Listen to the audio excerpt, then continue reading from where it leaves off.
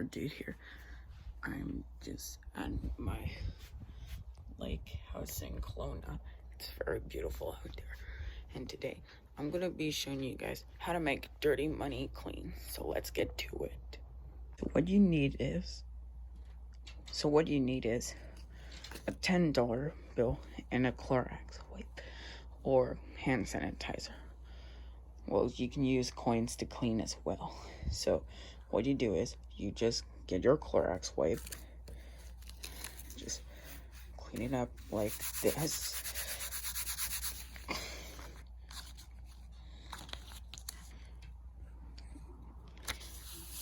I'm gonna get cleaning and I'll be right back. And done. And that, ladies and gentlemen, is how you make dirty money clean.